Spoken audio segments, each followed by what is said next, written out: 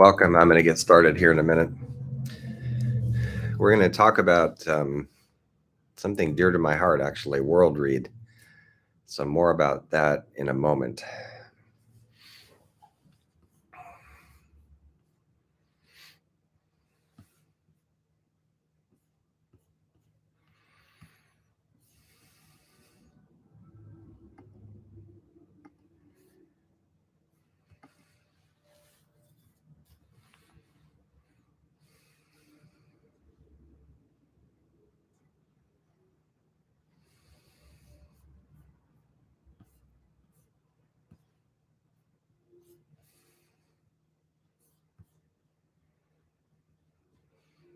Just getting a few things in order here. Technically, we're about to begin.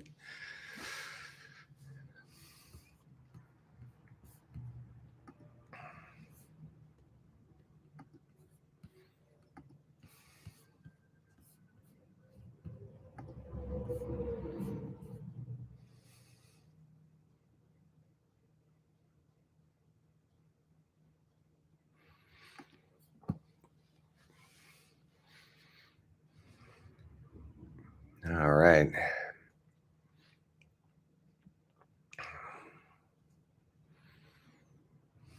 Hey, Mitra, good to see your name here in the chat. Welcome. On the beach sounds like a good place to be right now. And say hi to your dog.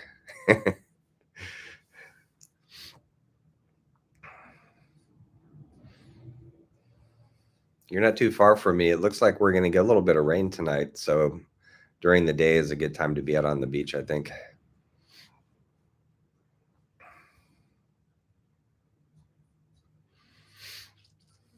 I'll get started here in about 1 minute. Behind me is my new office arrangement here. It took about $25 to do this, so maybe a little less. It's fun to switch backgrounds. Have a bunch of them, as we'll see as time goes on. Might do the Magic Castle next. I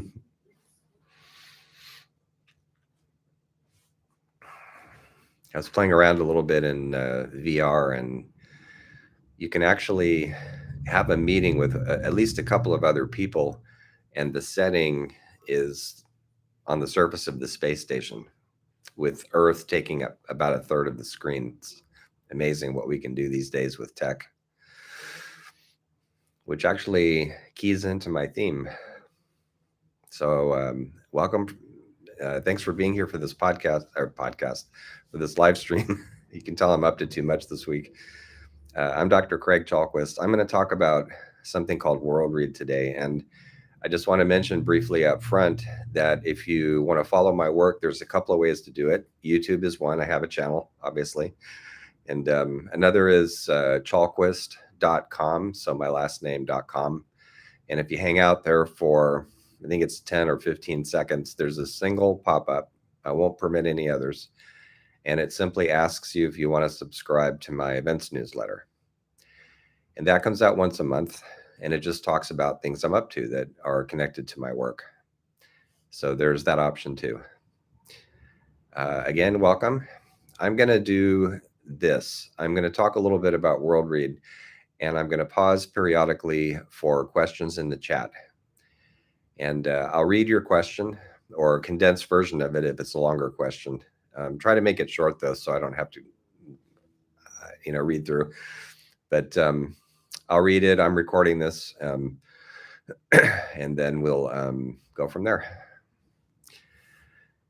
So there's this phrase that's gone through my mind a lot over the past several years, and the phrase is something like, our worldviews need therapy.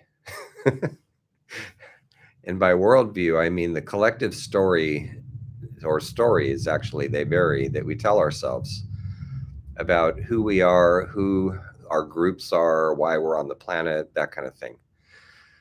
So for the past 400 years, for instance, in industrialized countries, The worldview has been very mechanical, so that would be an example. And a worldview is like water to a fish. We swim in it, but oftentimes we don't step back from it and ask ourselves, what story am I in?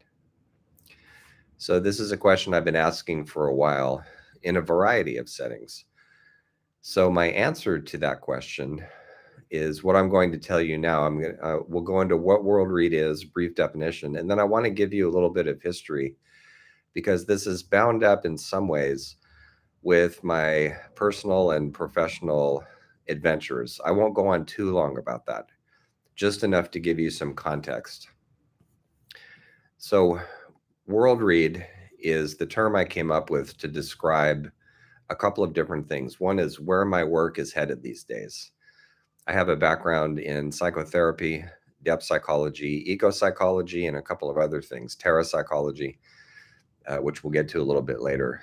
And as I've gotten older and kept doing my work on myself, I realized that I needed a new name to describe what I was up to because it was getting more and more philosophical. Not philosophical in the abstract sense. I hate abstract philosophy.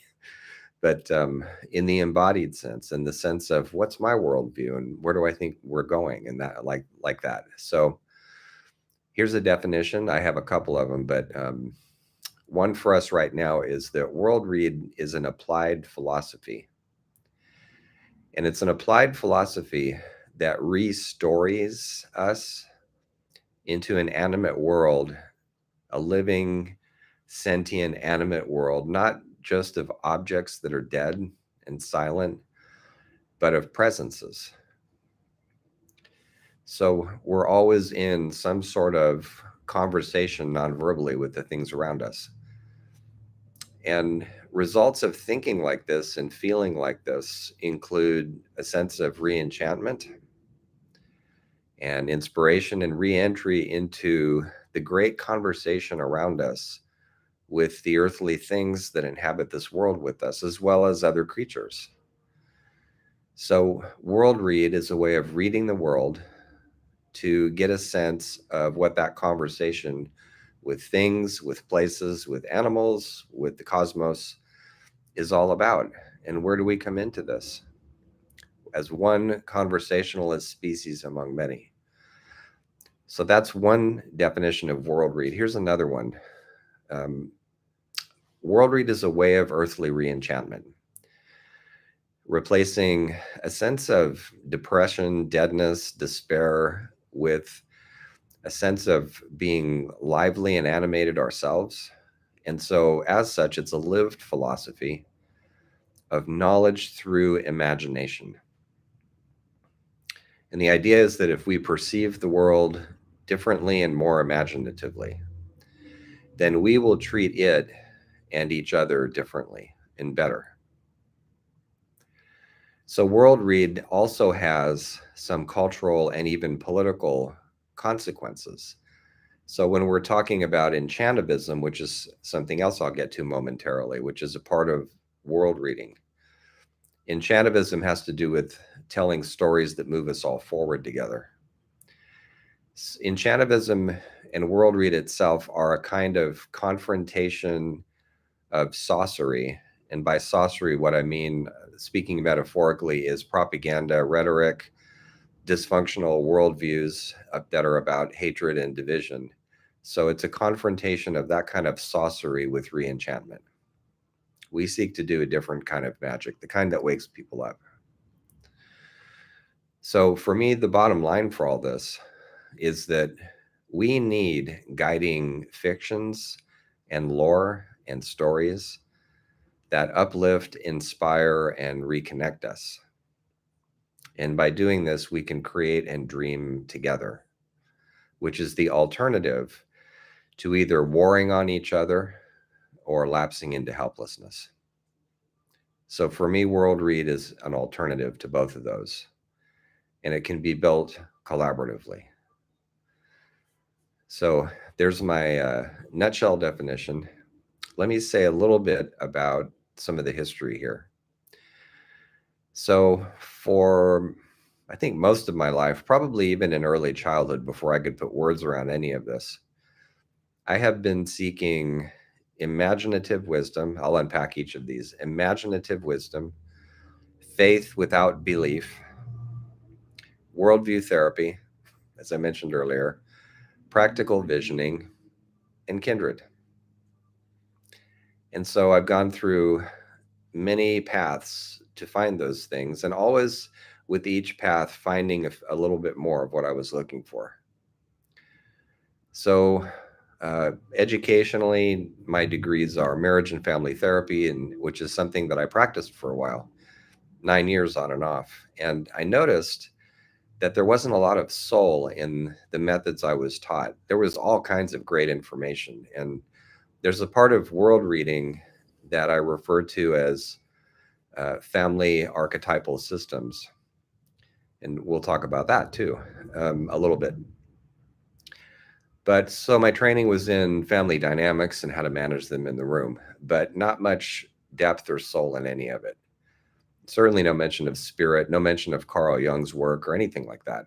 No fiction, no inspiring stories. So it was a partial solution. I don't regret the training and experience at all. It really helped. I'm glad I did it. But as is so often the case when you're on a deep journey, you reach the end of the road and then it's time to take a new road.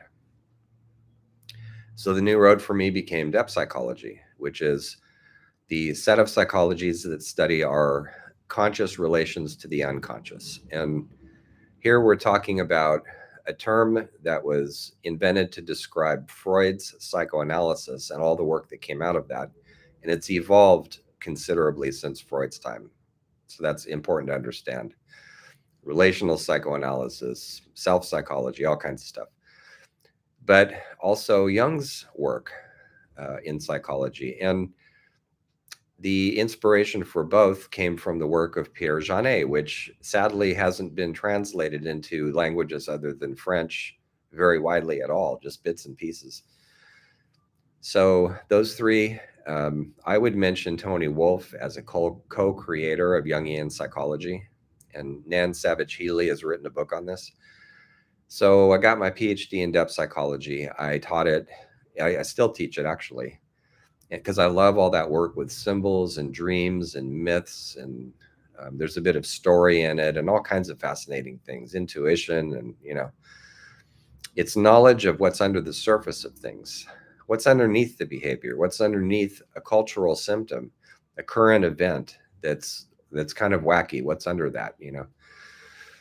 So depth psychology was another path. So is eco-psychology, which puts us and the environment back in touch with each other, and ecotherapy, which I came into thanks to my friend Linda Bazell, with whom I've edited a book and co-written many articles and done a lot of work over the years. So all of these gave me important pieces for where I'm now heading, and I'm grateful to all of them. And I could mention more. I don't want this to go on for too long.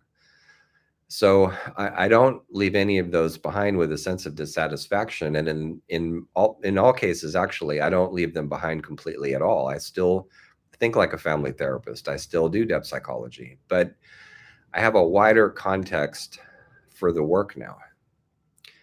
So let's talk a little bit about what I mentioned a few minutes ago, seeking imaginative wisdom, faith without belief, and all that, because that's core to Worldread. So in all cultures, imagination is used, at least by some people, not just as a way to just think stuff up or fantasize and pretend, but as a wisdom path. And it has to do with controlled is actually not the right word, managed conscious imagination.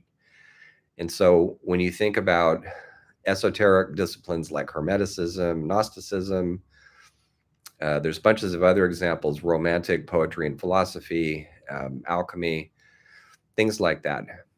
They all share this imaginative core, and the masters of these different methodologies have often distinguished between imagination that gets us into trouble and peddles illusions and makes us sick. There are imaginings that make us sick, with imaginings that help us have a better sense of our place in the world and of who we are and of what we want to do together. So I'm actually doing a lot of work right now on a scholarly level on this path of imagination as it moves through time. And what does it look like today? And so my hope is that Worldread will take its place in that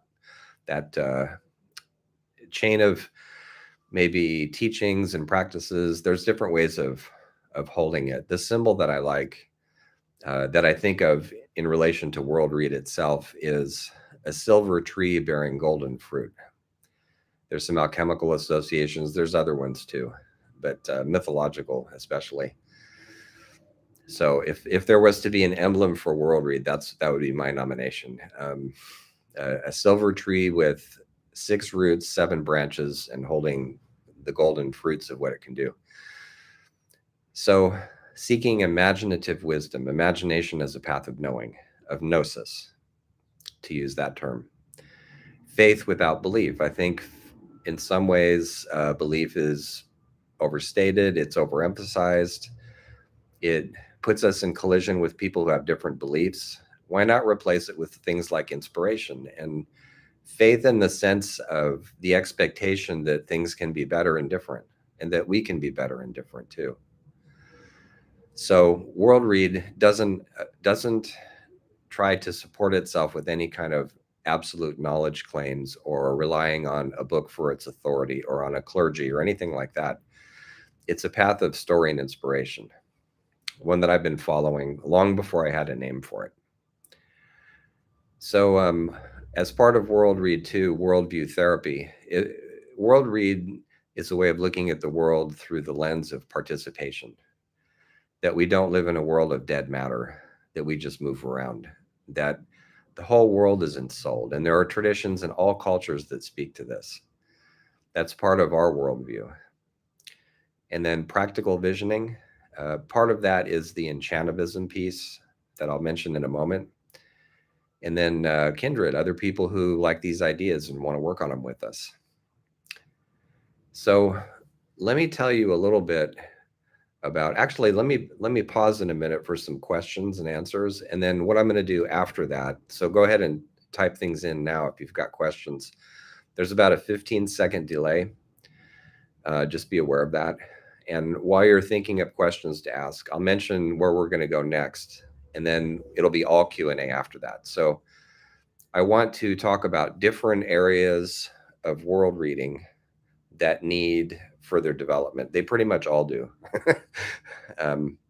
It's no fun when you're the only person playing in the sandbox. And, I've often seen in my work with parapsychology, which is something else I'll touch on briefly as we go, that the more minds that are involved and the more creativity people bring to it, the more the delight in the diversity of perspectives and practices. There are people doing things with parapsychology. I was the one who was privileged to name it. The word came to me, but there was a group of us doing it from the start. And since then, over the last, how long has it been? Geez, 20 plus years. I can't believe it. Since then, parapsychology has been used in academic studies. It's been used outside the academy. And so a variety of people working on it. And one of the most rewarding things about that, which I want to see in Worldread as well, is people taking it in directions I never would have thought up. If you're only one person, there's only so many things you can do and think and perceive and imagine. So the more voices, the better. So let's see here. I'm going to keep going. I don't see any questions in the chat right now, so I'll just move forward here. And like I said, I want to talk about different areas. If you've followed my work for any length of time, some of these will be familiar to you, and a couple of them will be new. And the first one I want to mention is enchantment. It's a word that's been in use for several years now to indicate a kind of storytelling that isn't just about happy news, and it's certainly not about positive thinking. Enchantment begins with a sense of usually rupture, injustice, things going wrong, something that needs help, something that needs changing. It doesn't always begin that way, but it often does.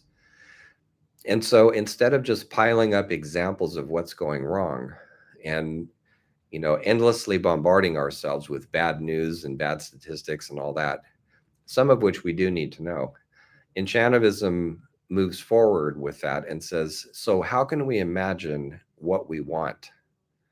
What does that actually look like, right? So I'm thinking of, I often mention when I talk about enchantivism, a couple of exemplars like Jacqueline Susskind, the poet, who stopped a logging operation by writing poetry. Um, a more recent example is civilians in Ukraine. I forget which city. I have to look it up again, but they stopped a column of tanks by singing in the national anthem. And there are people in the world right now, all over the world, who have a visionary idea about something that can be different, and they just implement it, and then things are different, and people think, "Wow, why didn't I think of that?" You know, there are artists who are giving us looks at what the city of the future, the beautiful, inclusive, just, safe city of the future can look like. There's someone in Singapore doing this. There's many examples, and if you go to chalquist.com and you click on the tab that says work, you're going to find an article in there on enchantivism where I've given about a dozen examples of how this goes. As an honorary enchantivist, and one of the first who got my attention as a kid, I would mention Nichelle Nichols, who played Uhura in Star Trek. And there are astronauts now, astronauts of color, who say, she inspired me. This is why I joined NASA. So that's enchantivism. It's showing us the possibilities, whether it's through fiction, movement, dance, play, farming, whatever it is, right? Enchantivism. And that leads to a moving beyond the things that are blocking us, right? Carl Jung once said that for the serious problems in life, we don't so much work through them as outgrow them. And I think enchantivism is a tool for that. And it's also, I think, the easiest part of Worldread to grasp right away and get moving with. You can be an enchantivist right now. You can start telling stories and relaying experiences that lift people up right now. So if you're like this, if you're interested in it, let's be in touch. You can get in touch with me through YouTube or my website. So that's enchantivism. The next is lorology and lorosophy. And so lorology is a word I coined because I needed a word to describe how I actually work with people, with my students. I've done corporate consulting, how I work that on that level. I always go to the stories themselves that we tell ourselves. I call them keystone stories. They're the stories that guide us. And we all have stories because we're all, as a species, natural storytellers, whether we have training or not. And, you know, we think up stories about who we are, where we want to go in life, what our career should be if we're interested in that, what our spirituality is if we like that, things like that. So I don't think you can find an important fact about somebody's life without some kind of a story around it. So I don't mean, you know, these elaborate theories of what a story is or anything like that. It's just a sequence of events that have a meaningful narrative form for somebody. And they start over here and they end over there, or maybe they keep going. I was telling my students last night in a Zoom meeting that there are our stories, since we're still alive, aren't yet written. Came up during discussion of free will. So lorology is what I do. It's what I get paid to do. More and more, I've been using that name now that I actually have it. And I'd like to see it become a profession. I'd like to actually have it be a profession that people do. And what's involved in it is you go into a setting like you're working one-on-one or you're working with a business unit or whatever, and you dig down into those stories. And then you go further and ask yourself, what are the images, the mythological motifs, the fairy tales that are unconscious? What's underneath all this? And that's what I mean by lore. Knowledge handed down somehow, and often operating unconsciously, both personally and collectively. And so when we realize what kind of a story we're in, we can start creatively elaborating it. And maybe our story is stuck. Maybe we need it to go somewhere else. We can do that if we know what it is. But that's the thing, right? 200 years of depth psychology taught us if we don't know the dynamics that are impelling us, we can't change. When we do know them, then we have a chance to. So Lorology makes this explicit by showing the actual stories that we tell ourselves. So in business, the term I use is coming up with a forward story, the story of where you want to go and what your ideals and values are. You can do that personally. I've called that different names. But basically, that amounts to coming up with a lore way, a new storied path for where you want to go in life as an individual, as a group, as a family, as a neighborhood, as a business, what have you. So that's a little bit about lorology. Lorosophy is the philosophical part of this. I won't go into that too much now, but if you go to worldread.com, there is a blog on this, a couple of them actually. So just go to worldread.com and click blog and you'll see it. So part of this too is archetypal family systems, which has to do with looking for the persistent themes and images down the generations in our families as they show up in our psyches.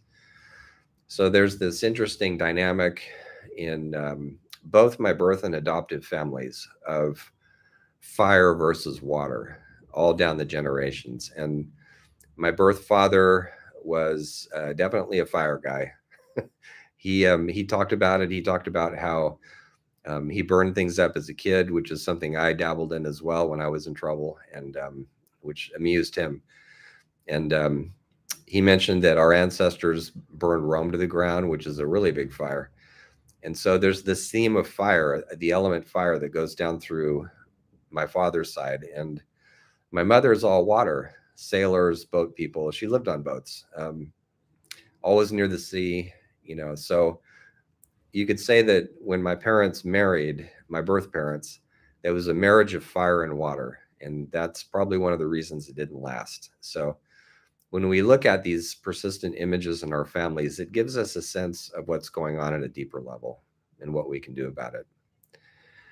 So I'm going to mention, let me briefly touch on a couple of different things, and then let's do Q&A if there is any.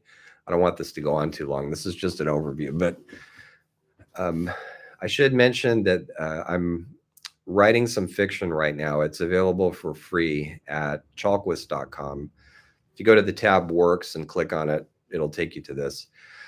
It's called the Assembling Terrania Cycle, and these are speculative fiction stories, some science fiction, and they have to do with the long human adventure in trying to become conscious of who we are and our place in the universe. And I've brought in fictional characters and historical characters like Mitochondrial Eve, Enheduanna of Akkad, and a lot of other ones. And I'm actually working on 2 more Terrania books right now, but that cycle of stories is available for free, and it contains a fictional philosophy. And so the reason I put this in is because fiction has often stimulated me more and inspired and motivated me more than fact. Fact is important, no question about that. But it's the difference between reading a book about how to do couples therapy and being in the room with a really angry couple who can't even agree on why they're there. That's exciting. I miss that work. So fiction in many ways has been a form of storytelling that's inspired me. And a lot of the fiction that I've read has given me hope, whether it's Star Trek or Roger Zelazny or whoever. So the 10 Lamps is the name of the philosophy that helps us build Terrania, which in my fictional universe is a fictional name for a just and equitable and delightful world civilization waiting for us up in the future. I've even dreamed about it. And I refuse to believe that we can't build that. There are bits and pieces of Terrania all over the world right now. Experiments in restorative justice, in sustainable agriculture, in all kinds of things. Surely we can do this. So I wanted to provide my version of a philosophy that might go with it. So the 10 lamps are 10 guiding principles, not rules, not beliefs, for the kind of universe that we might be living in and how we might behave in it. So we'll see where that goes. I wrote a Terrania charter that shows how Terrania as a civilization comes into being. I have so far one story actually set in Terrania. There's a character who recognizes a threat to that society and he needs to take some action. Actually, a few characters. There is an organization that I'd actually like to see built, but right now it's fictional, and it's called the Dream Veil Exchange. So in the world of Terrania, the Dream Veil is the world of imagination, and it's an actual world with actual characters in it who are real. And I got the idea from this in part, aside from dreams I've had over the years and exchanges with dream figures. But when I read Carl Jung, one of the things that most powerfully struck me was his experiments with his own unconscious, where different fantasy figures and mythic figures would pop up and they would tell him things he did not know. And they would insist on their own autonomy, their own reality. So I just took this a step further. And there's all these characters from different fictional worlds who show up in my stories and insist that they're real. And the Dream Veil Exchange is a way for, let's say you're a Sherlock Holmes fan and you really like Mycroft. He's a character in the stories. So you go to the Dream Veil Exchange and you and everybody else on the planet who likes Mycroft use different kinds of active imagination to have conversations with them. Why is this important? Because we often sense things at the level of the unconscious and imagination before they happen. One of the things that got Jung writing about all this was that he sensed World War I before it occurred. This is actually fairly common, and there's nothing particularly mystical about it. It's what Jung really meant by collective unconscious, that we all share qualities of intuition and psyche and consciousness. And when something is up, sensitive people know it. You can see this in art. So the Dream Veil Exchange is an idea for finding out what's coming down the pike so we can adapt to it. And also getting some wisdom from fictional, imaginal characters who may have something to say about our current struggles. So in the world of Terrania, you don't make major policy decisions without consulting somebody in the Dream Veil, because they'll have something to say about it. So I think it would be really cool to actually have one of these. There's other aspects of it that I could mention. There is the whole element of applied folklore, which I've been doing for years, showing the relevance of folk tales, fairy tales, myth, not just in a Jungian sense, not just psychology, but also ecology. What do the stories have to tell us about our relationship with nature? So that's part of Worldread too. Reconnective practices. So here I borrow heavily from ecotherapy, which I've been working on for some time with Linda and teaching it in my classrooms as well. And then nature practices is spiritual practices that don't require a religion or a being I sometimes refer to as dad god, the angry do not do this figure that a lot of us just don't have anything to do with anymore. What does a valid eco-spirituality look like? No beliefs, no authorities, just us and the sacred together. So all of these are and more are part of Worldread as a lived philosophy and path of imagination. So I'm going to stop presenting and then have a look in the chat. And what I hope is that other people will like these ideas and practices and build them with me. And when I work on this, even by myself sometimes, but now at this point, I'm working on it with other people too, I find that it's satisfying to be part of a constructive and I hope visionary set of new tellings and new doings for our time. Because I don't like the alternatives of either fighting each other on the one hand or helplessly waiting for some expert to solve things when it's the experts that got in trouble in the first place. So for me, it's a way of doing something that I think makes a difference. And I hope you will too. So keep an eye on, especially on worldread.org for some updates, and I'll post them in social media as well. So thanks for letting me go on about something that I'm passionate about. And we've got a question in the chat that I'll deal with. And so Cheryl, thanks for posting this. So you're studying depth psychology, nature, and creativity. What a great blend. That's great. Do I have any advice for finding community in the realm of reenchantment and lore? So that's exactly what I hope to put together. And I'm open to ideas about how to do that. There is there's one place you can go right now where it's active, but there's not a lot of good crosstalk. It doesn't have a community feel to it. And I'm referring to the Enchantivism group. I should probably type that word in. The Enchantivism group at Facebook. If you go in there, you'll see it if you search for it. Last time I checked, it had, I think, about 600 people in it. But the way the format of Facebook is set up is it doesn't allow a lot of community stuff except for responding to other people's posts and all that. So one of the things I'm thinking about, and I'm updating people in my newsletter about this as well, by the way. It comes out the first of every month. Is what can we do to talk about some of this together? I'm thinking along the lines of maybe Zoom meetings a few times a month to start with, and I'm totally open to other possibilities too. So I always want to include people at a distance, but there could be an in-person component as well. I'm currently living in Southern California in Ventura County, so that's where I am.